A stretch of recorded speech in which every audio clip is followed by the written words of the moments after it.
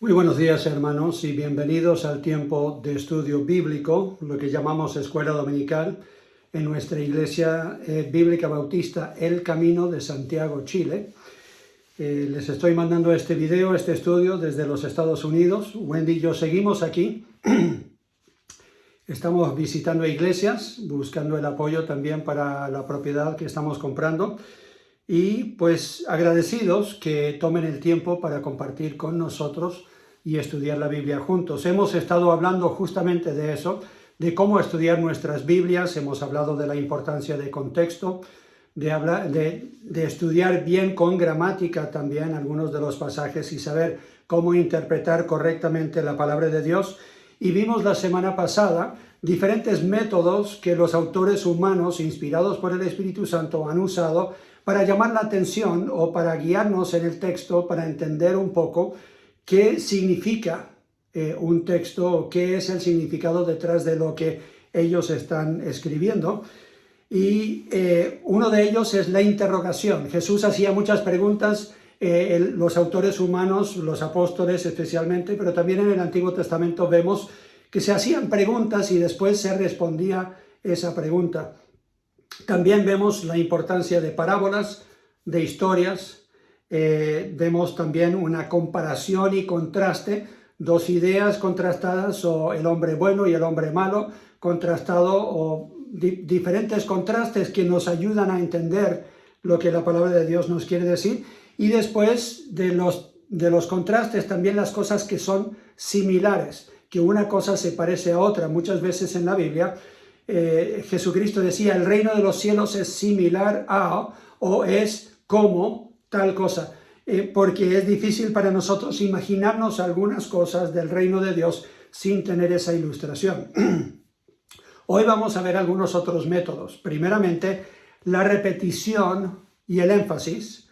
Después, la relación entre ideas y su progresión de una cosa a otra, a veces hablando de algo muy amplio y reduciéndolo a algo bien específico, o comenzando con un punto específico y después ampliándolo.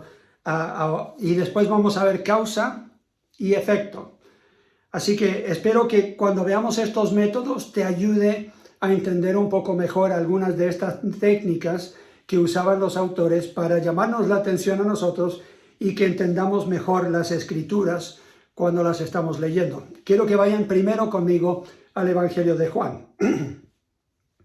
No tenemos el tiempo, claramente, de leer todo el Evangelio de Juan, pero si ustedes toman el tiempo para leerlo, me gustaría que subrayaran o que de alguna forma en un cuaderno o algo escribieran cada versículo que tiene algunas palabras claves que se siguen repitiendo. Entonces estamos viendo repetición y énfasis en el libro de Juan. Muchos otros libros lo hacen igual, pero son diferentes las palabras que repiten o las palabras que enfatizan. Y tenemos lo que dice el autor mismo, que es el propósito de su libro en Juan, capítulo 20. Juan, capítulo 20, versículos 30 y 31. Hizo además Jesús muchas otras señales en presencia de sus discípulos, las cuales no están escritas en este libro, pero estas se han escrito para que creáis que Jesús es el Cristo, el Hijo de Dios, y para que creyendo tengáis vida en su nombre. Entonces, ¿con qué razón, cuál fue el propósito por el cual Juan escribe este libro? No solamente porque el Señor le inspiró por su espíritu para escribir estas cosas, no porque simplemente quería ser un autor más que hablara de todas las cosas que había hecho Jesús, un historiador, sino él dice, yo he escrito estas cosas para que ustedes crean en Jesucristo, que Él es el Cristo, o sea, el Salvador del mundo, y habiendo creído en Él, tengan vida en su nombre. Esa palabra creer o creyeron, o alguna versión de la palabra creer o creyeron, se encuentra por todo el libro del Evangelio de Juan. Entonces se nota al repetir esa palabra que ese es uno de los propósitos, y también lo declara en estos versículos, es el propósito del libro. Entonces, al estar leyendo el libro, deberíamos nosotros entender que ese es uno de los propósitos. Y si tienes una persona que conoces que está tambaleando en su fe, que tiene unas dificultades realmente en creer en Cristo, anímales a que lean el Evangelio de Juan. La fe viene por el oír por la palabra de Dios, y si compartes este Evangelio, será para ellos una gran bendición, una gran ayuda en su fe, porque todo lo que escribe el apóstol Juan en este libro apunta a que Jesucristo es el Salvador del mundo, y para que nosotros creamos eso, podemos leerlo. ¿Cuál es el contexto de este pasaje? Bueno, el contexto era que Judas había entregado a Jesucristo, Cristo había muerto y después había resucitado, y al resucitar muchos habían visto a Jesús resucitado excepto uno, que era Tomás. Y Tomás dice, si yo no veo y no puedo meter la mano en su costado o los dedos en sus manos, en esas heridas, yo no voy a creer. Y Jesús le dice a Tomás, cuando se aparece delante de él, bienaventurados los que, aunque no vean, creen. En ese contexto, entonces, Juan dice, y yo he escrito estas cosas para que ustedes crean. Hablando también a personas como nosotros que no estuvieron ahí, que no vimos con nuestros propios ojos a Jesucristo resucitado. Pero Él como testigo entonces escribe estas cosas para que nosotros le podamos creer. Tenemos algunos ejemplos en Juan, también en Primera de Juan, de cuántas veces repite esta palabra. Primera de Juan, capítulo 3 y versículo 23. Juan 3, 23, escrito por el mismo autor, él dice, y este es su mandamiento, que creamos en el nombre de su Hijo Jesucristo y nos amemos unos a otros como nos lo ha mandado. Capítulo 4 y versículo 1 dice, amados, no creáis a todo espíritu, sino probad los espíritus si son de Dios, porque muchos falsos profetas han salido por el mundo. Entonces él otra vez ocupa la palabra creer. Él dice, no le crean a todos, tengan cuidado de solo creer a los verdaderos. Capítulo 5 y versículo 13. Dice, estas cosas os he escrito a vosotros que creéis en el nombre del Hijo de Dios, para que sepáis que tenéis vida eterna y para que creáis en el nombre del Hijo de Dios. Entonces él claramente dice, escribí el primer libro, el Evangelio, y también estoy escribiendo este segundo libro para que ustedes crean, para que tengan la plena certeza y seguridad de que han creído en el verdadero Hijo de Dios, el Salvador del mundo. Otra palabra que se repite mucho en el Evangelio de Juan y también primera, segunda y tercera de Juan es la palabra verdad. Lo vemos en Juan capítulo 1. Juan capítulo 1. Hay muchas instancias, les voy a dar solamente este ejemplo. Juan 1 y versículo 14 dice, y aquel verbo fue hecho carne y habitó entre nosotros y vimos su gloria, gloria como del unigénito del Padre, lleno de gracia y de verdad. Nosotros tenemos la tendencia de ir a un extremo o al otro. O ofrecemos gracia y misericordia a la persona o les vamos a dar como un palo en la cabeza con la verdad. Pero la Biblia dice que hubo un equilibrio perfecto en la vida de Jesucristo entre extender la gracia, o sea, el favor no merecido de Dios, y también hablar la verdad. La Biblia dice que deberíamos hablar la verdad en amor. Y tenemos el ejemplo de eso en la vida del Señor Jesucristo. El versículo 17 dice, pues la ley por medio de Moisés fue dada, pero la gracia y la verdad vinieron por medio de Jesucristo. Entonces tenemos en Cristo Jesús depositado la verdad. Él mismo dice, yo soy la verdad. Así que tenemos esa palabra enfatizada por todo el libro de Juan, pero también en primera de Juan y segunda de Juan y tercera vamos a ver esos ejemplos. En primera de Juan, capítulo 1 y versículo 6, si decimos que tenemos comunión con Él y andamos en tinieblas, mentimos y no practicamos la verdad. Pero si andamos en la luz, como Él está en la luz, tenemos comunión unos con otros y la sangre de Jesucristo nos limpia de todo pecado. Entonces aquí hay otro énfasis sobre andar en la verdad. Versículo 8 dice, si decimos que no tenemos pecado, nos engañamos a nosotros mismos y la verdad no está en nosotros. Capítulo 2 y versículo 4 dice, el que dice Yo le conozco y no guarda sus mandamientos. El tal es mentiroso y la verdad no está en él. Pero el que guarda su palabra, en este verdaderamente el amor de Dios se ha perfeccionado. Por esto sabemos que estamos en él. Capítulo 4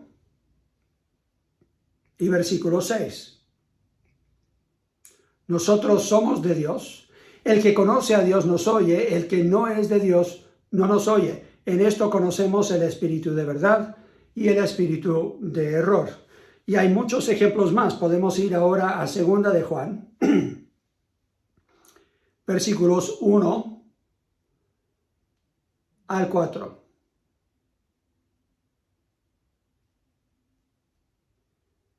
El anciano a la señora elegida y a sus hijos, a quienes yo amo en la verdad.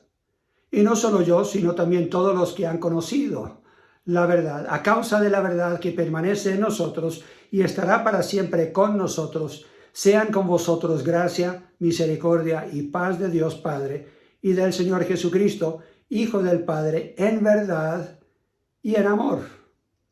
Mucho me regocijé porque he hallado a algunos de tus hijos andando en la verdad, conforme al mandamiento que recibimos del Padre. Así que si nosotros queremos enfatizar la importancia de andar en la verdad, de obedecer la verdad, podríamos hacer un estudio del Evangelio de Juan y también Primera de Juan, Segunda de Juan, pero no solamente Primera y Segunda de Juan, sino también Tercera de Juan. Damos la vuelta unas hojas y vemos aquí Tercera de Juan, versículo 1 dice: el anciano a Gayo el amado, a quien amo en la verdad.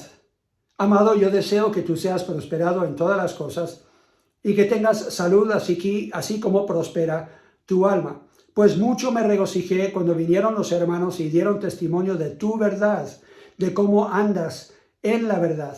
No tengo yo mayor gozo que el oír que mis hijos andan en la verdad. Es claro entonces que el andar en la verdad, el obedecer al Señor, vivir en la verdad, era algo muy importante en el ministerio del apóstol Juan, pero también lo fue en el ministerio de Jesús.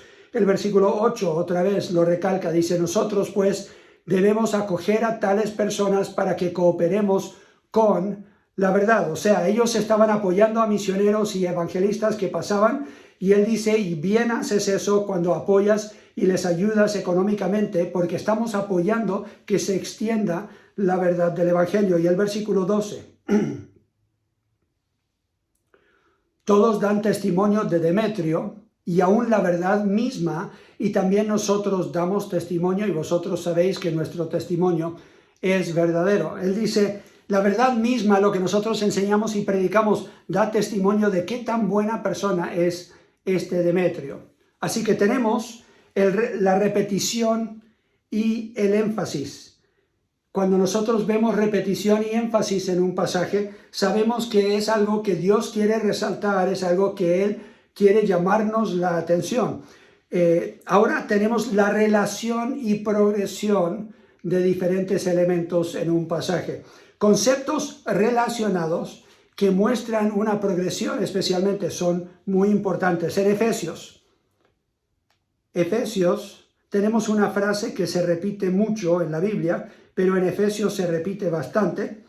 Tenemos esta frase, en Cristo. ¿Qué significa estar en Cristo? Tiene más que ver simplemente con nuestra salvación, tiene que ver con toda nuestra vida espiritual, tiene que ver con nuestro crecimiento espiritual, tiene que ver con el poder con el cual nosotros podemos defendernos contra los ataques del enemigo. En Efesios tenemos esta frase, en Cristo, aparece en capítulo 1, versículo 3, bendito sea el Dios y Padre de nuestro Señor Jesucristo, que nos bendijo con toda bendición espiritual en los lugares celestiales en Cristo. Porque nosotros estamos en Cristo, recibimos de Él o por medio de Él todas las bendiciones espirituales que Dios nos quiere dar.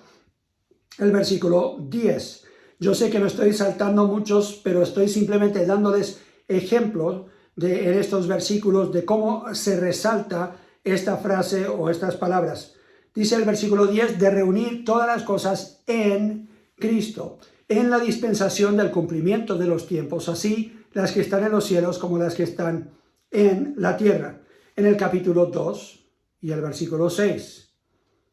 Y juntamente con Él nos resucitó y asimismo nos hizo sentar en los lugares celestiales con Cristo Jesús. Entonces, en Él hemos resucitado, versículo 13. Pero ahora en Cristo Jesús, vosotros, que en otro tiempo estabais lejos, habéis sido hechos cercanos por la sangre de Cristo. Entonces, los que estamos en Cristo recibimos este beneficio, capítulo 3 y versículo 6. Que los gentiles son coherederos y miembros del mismo cuerpo y copartícipes de la promesa en Cristo Jesús por medio del Evangelio. Entonces, ahora los gentiles tienen la misma promesa que los judíos y pueden participar de las promesas de Dios, de la salvación, por el Evangelio de Cristo, porque ahora están en Cristo. El mensaje es de Cristo, el mensaje nosotros lo compartimos en el poder de Cristo. O sea, siempre estamos viendo esa frase en Cristo en la Biblia. Lo vemos también en el versículo 11, dice, conforme al propósito eterno que hizo en Cristo Jesús, nuestro Señor. Entonces, Dios tiene planes y propósitos y nos quiere dar a nosotros bendiciones, pero solo los va a dar por medio de Cristo Jesús. Nos tenemos que relacionar con Él, tenemos que recibir de Él, no solamente nuestra salvación, pero toda bendición que Dios nos quiere dar es por medio de Cristo Jesús.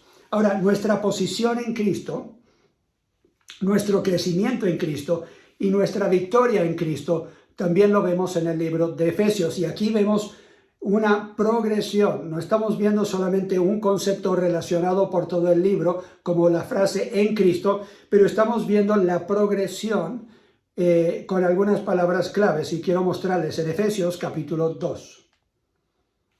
Volvemos a Efesios capítulo 2 y versículo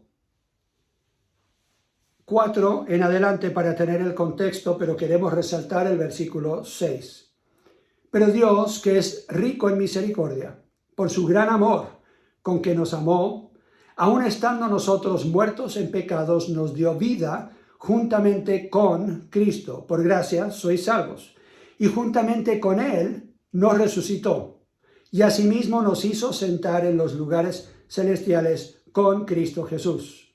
Entonces estamos nosotros posicionalmente en Cristo. ¿Y dónde está Cristo ahora? Está sentado a la diestra del Padre. Si yo estoy en Cristo y Él está en mí, no solamente tengo la salvación, pero posicionalmente yo ya estoy en Cristo en el cielo. ¿Qué significado tiene eso? Primera de Juan, capítulo 2 y versículo 1 dice que tenemos un abogado. Él aboga por nosotros. Cuando Satanás nos acusa, dice la Biblia que Él, cuando nosotros pecamos, aboga por nosotros ante el trono de gracia de Dios Padre. ¿Por qué? Porque está sentado a la diestra de Dios Padre como nuestro abogado. Estamos en Cristo, entonces tenemos esa seguridad de que como ya estamos en su presencia, algún día estaremos en nuestro cuerpo glorificado presencialmente allá. Primera de Juan, capítulo 4 y versículo 13, dice, en esto conocemos que permanecemos en Él y Él en nosotros, en que nos ha dado su Espíritu. O sea, tenemos la evidencia de que Dios está en nosotros y nosotros en Él por el Espíritu Santo que mora en nosotros. Así que vemos esta progresión en el libro de Efesios, que primero estamos sentados con Cristo en lugares celestiales. Pero no solamente estamos sentados, sino debemos nosotros andar, o sea, estar caminando en esta vida. Mucha gente dice, yo conozco a uno que antes él caminaba con el Señor, pero ya no camina. Esa es la idea de que una persona ha dejado los caminos del Señor, está en desobediencia. Efesios habla de eso, es un concepto bíblico y habla de cómo deberíamos estar andando o continuamente caminando en la senda del Señor. En Efesios capítulo 2, volvemos a Efesios 2 y versículo 10, dice, el que ama a su hermano permanece en la luz y en él no hay tropiezo. Cuando uno va caminando, cuando uno está andando por algún camino, si uno no se cuida va a tropezar porque no está andando en la luz, capítulo 4. Perdón, yo estaba ahí en Primera de Juan, debo volver a Efesios. Estaba en el libro equivocado. Vamos a ir a Efesios, capítulo 2 y versículo 6. No me sonaba ese versículo, no estaba muy seguro. Efesios 2:10, perdón.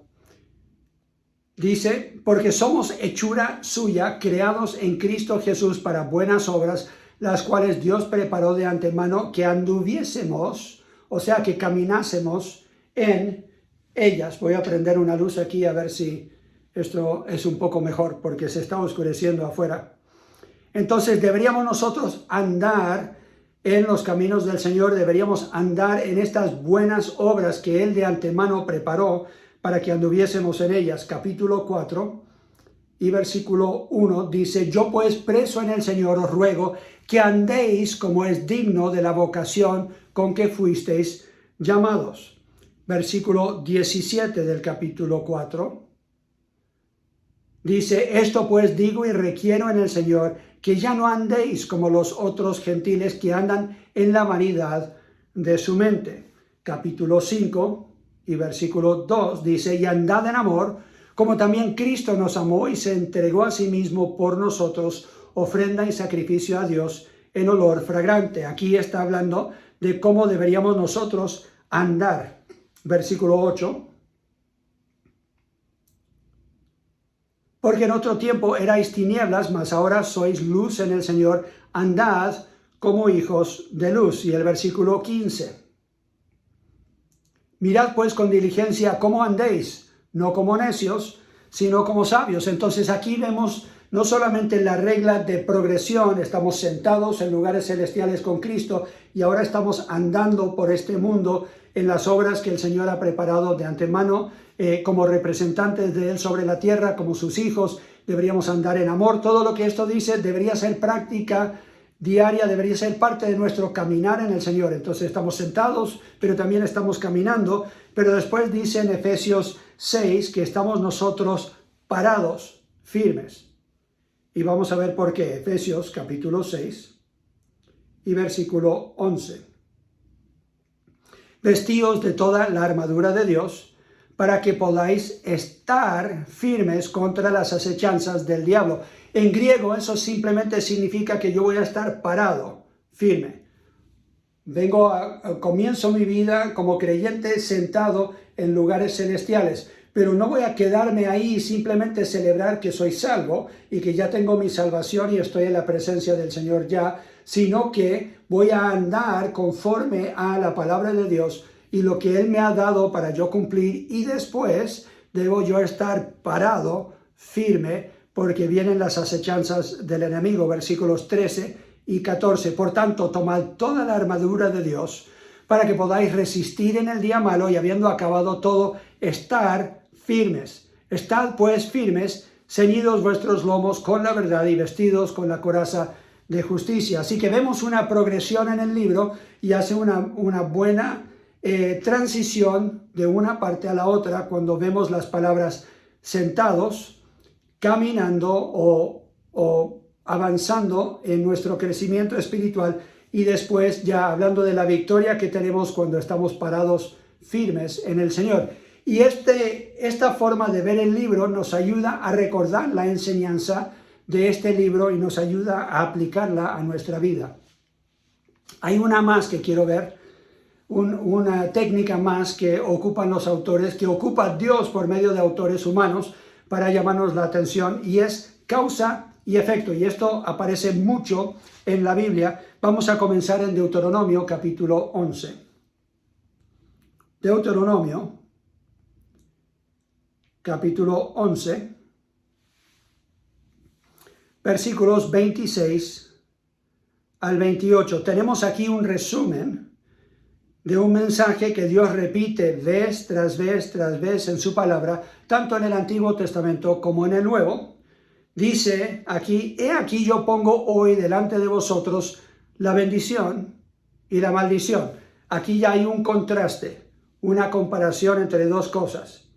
Pero después dice, la bendición, si oyereis los mandamientos de Jehová vuestro Dios, que yo os prescribo hoy, y la maldición si no oyereis los mandamientos de Jehová vuestro Dios, y os apartaréis del camino que yo os ordeno hoy para ir en pos de dioses ajenos que no habéis conocido. Entonces Dios claramente aquí está diciendo, ¿quieren la bendición o quieren la maldición? Ustedes eligen. Habrá una causa y un efecto. Ustedes eligen el mal camino, tendrán maldición. Eligen el buen camino y tendrán la bendición. Si ustedes eligen desobedecer y ir tras otros dioses, entonces tendrán la maldición.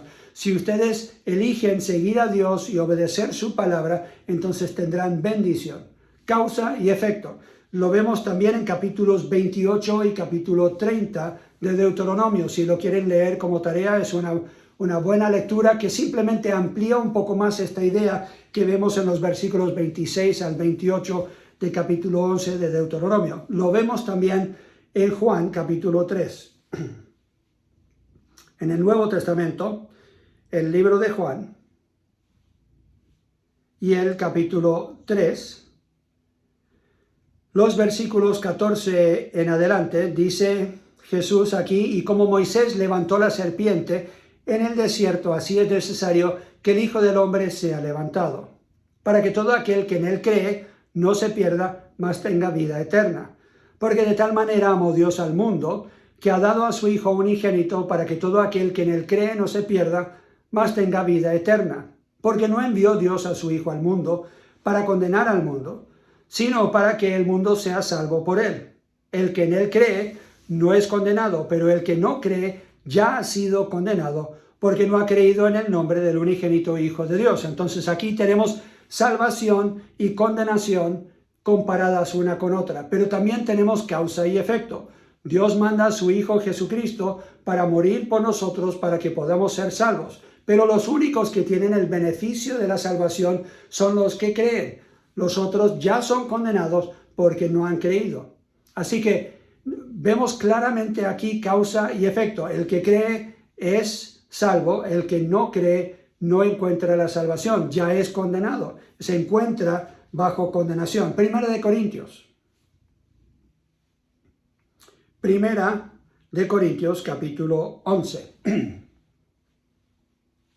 Aquí Pablo está hablando a una iglesia donde habían abusos de la cena del Señor.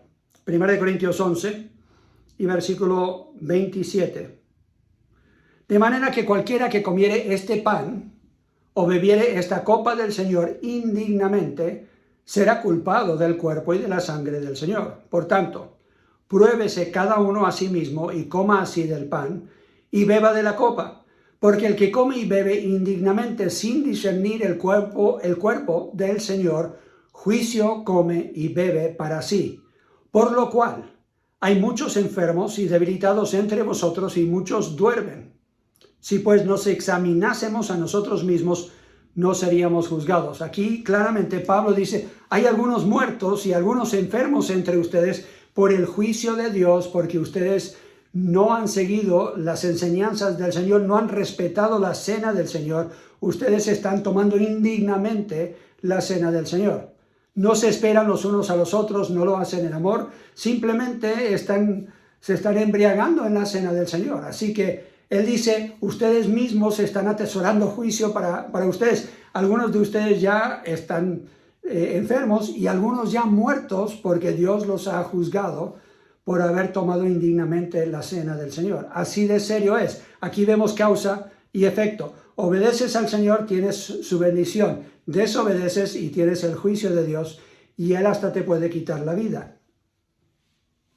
Esta palabra es para ti. La palabra de Dios es para ti y la tenemos nosotros para estudiarla de esta forma y ver estos conceptos, cosas relacionadas, cosas que tienen una progresión en el libro, cosas que se comparan una con otra. Todo esto nos ayuda a entender mejor el mensaje que Dios tiene para nosotros. El propósito de estos elementos es interpretar mejor la palabra de Dios, o sea, no equivocarnos en nuestra interpretación. Pero ¿de qué me sirve interpretar bien si yo no la aplico a mi vida? Entonces, si yo estoy leyendo, por ejemplo, el libro de Efesios, debería yo preguntarme, ¿creo yo realmente que ahora estoy sentado en la presencia de Dios, que yo tengo esa seguridad de mi salvación. Entonces, ¿qué estoy haciendo yo para progresar en mi crecimiento? O sea, estar caminando en los caminos del Señor, y estoy yo preparado para la victoria en Cristo que Él me ofrece si yo me pongo la armadura para estar parado firme cuando vienen las acechanzas del enemigo. Si estudio el libro entero, yo voy a ver entonces esa progresión y mejor puedo aplicar esos pasajes a mi vida. Me gustaría terminar con una palabra de oración pidiendo justamente eso, que el Señor nos ayude a aplicar con sabiduría la palabra que Él nos ha dado. Padre Celestial, yo te doy gracias que has inspirado a los autores de las Escrituras, permitiendo que aún su propio estilo salga y que nosotros podamos tener esas palabras hoy día y por ellas ser alimentados espiritualmente. Pero pido que nos ayudes a recordar que hay elementos en tu palabra que nos resaltan las verdades, de tal forma que las podemos aplicar a nuestra vida, las podemos recordar mejor. Ayúdanos, Señor, con sabiduría a estudiar mejor tu palabra, retenerla y así no ser oidores olvidadizos. Lo pido por los méritos sin iguales de Cristo Jesús, nuestro Salvador, en su nombre. Amén. Muchas gracias por su atención en este tiempo de estudio. Yo les quiero recomendar que ahora sería un buen momento para ustedes adorar juntos en familia o en ese grupo pequeño en el cual ustedes están. Mientras estamos en cuarentena, no tenemos nosotros un tiempo de adoración. Así como iglesia entera, yo les animo a que lo hagan ahí en sus casas y le den gracias a Dios por su palabra. Y tomen un tiempo para reflexionar sobre lo que han escuchado en esta primera hora. Dios les bendiga.